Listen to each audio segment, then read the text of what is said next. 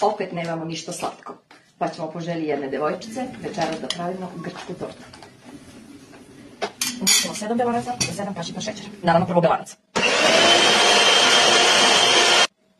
U umučena belanca dodajemo 7 kašika mlevenih oraha i 7 kašika plaze.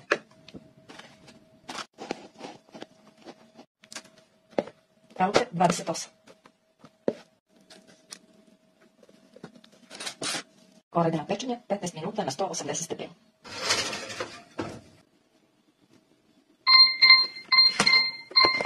Dok pečemo drugu koru, pravimo fil. 14 žumanaca unutit ćemo i dodati 200 grama šećera. Na žumanca dodajemo 1 pudin od vanile i 5 kašika gustine. I 200 ml mlika.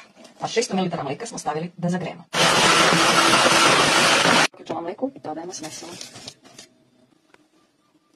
Dok se fil hladi, isipimo 100 grama bele čokolade, 100 grama crne čokolade, 200 grama oraha i 150 grama plazme.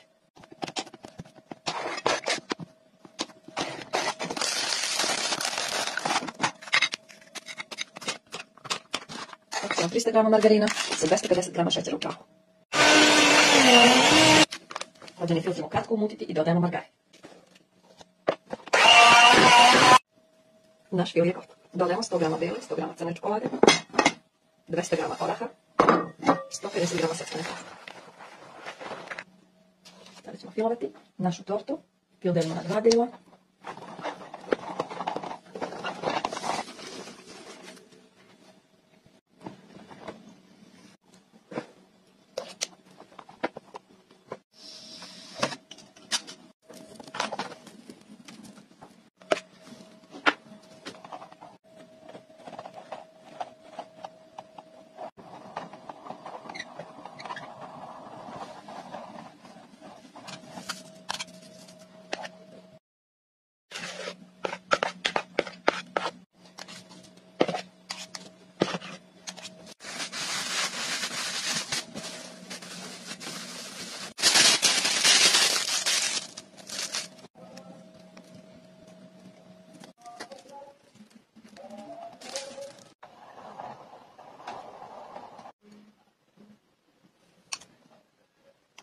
Naša torta je gotova.